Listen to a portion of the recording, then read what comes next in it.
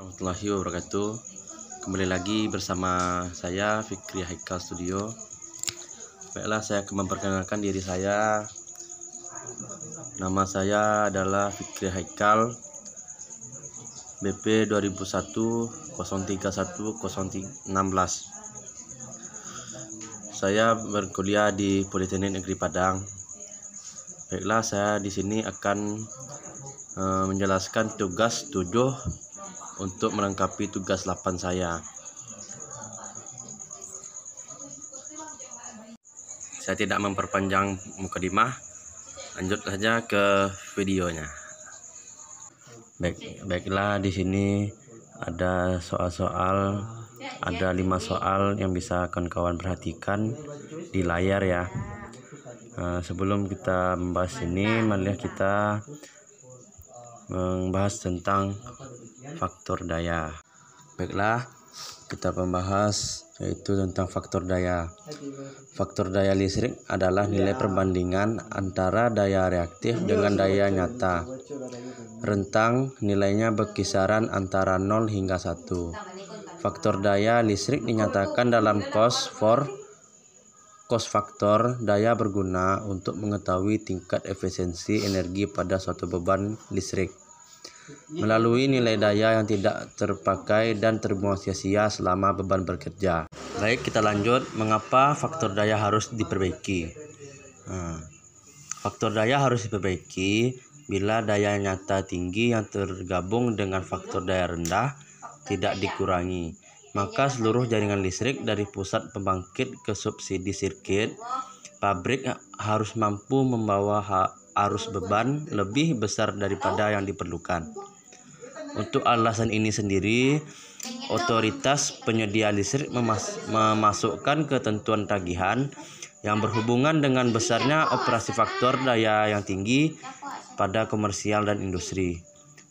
Selain meningkatkan tagihan listrik, instalasi faktor daya rendah akan menyebabkan kenaikan suhu operasi, rugi tegangan jatuh, dan efisiensi penggunaan tinggi listrik menjadi turun. Baik, selanjutnya apabila kapasitor daya ditambahkan ke sebuah jaringan yang memiliki harmonik, maka level harmonik harus dianalisa terlebih dahulu agar dapat diambil tindakan yang tepat.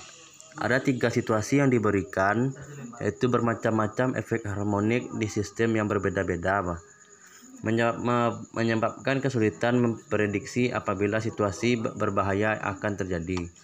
Evaluasi teknis harus dilakukan untuk memperkirakan risiko yang bakal terjadi.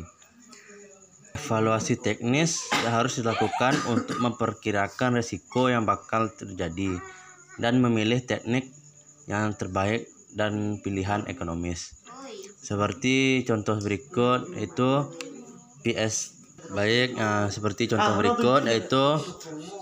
PSC per R besar dari 240, yaitu adalah kapasitor normal, dan 120 kecil dari PSC per R dan kecil dari 240, yaitu adalah kapasitor dengan terisolasi lebih, dan PSC per R kecil dari 120, yaitu adalah kapasitor dengan reaktor anti harmonik, di mana R jumlah aritmatik nilai nominal kVA perlengkapan sebagai penghasil harmonik, seperti PSC sama dengan nilai nominal daya transformator per nilai impedansi transformator.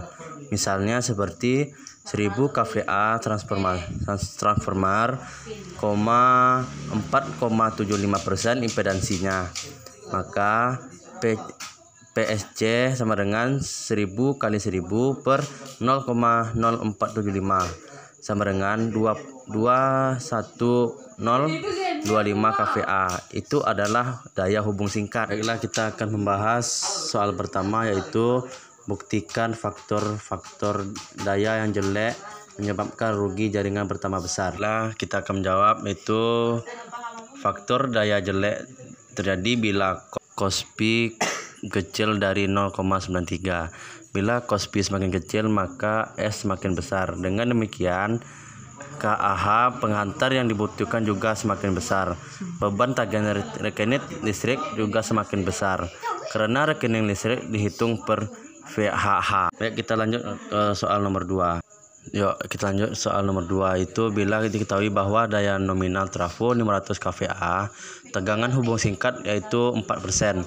Total daya yang diserahkan 50 kVA dan tentukan 1 daya hubung singkat dan 2 tentukan golongan kapasitor apakah standar terisolasi lebih atau dengan reaktor anti harmonik. Jadi kita jawab soal berikut.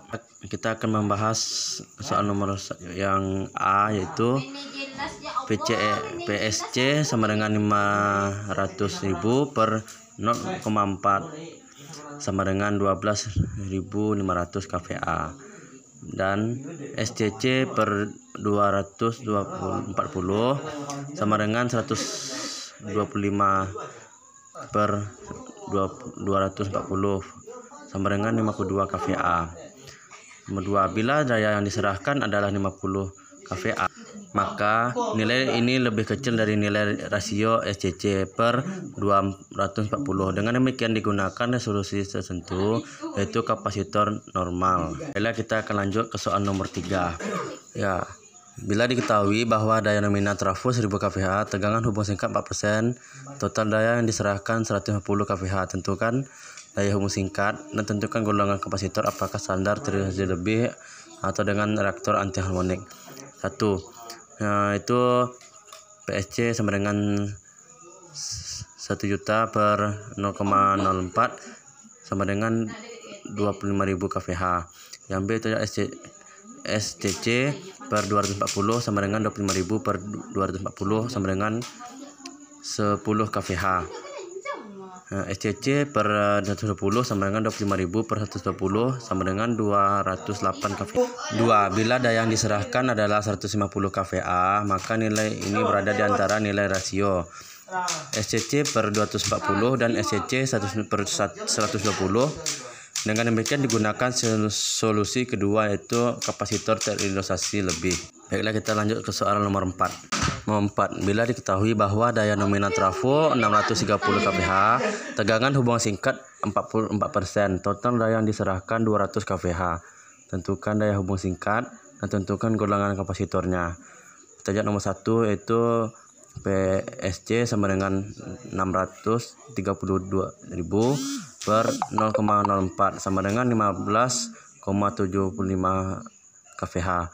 Dan yang B nya yang B itu ada SCC per 240 sama dengan 15.750 per 120 sama dengan 131 kVA.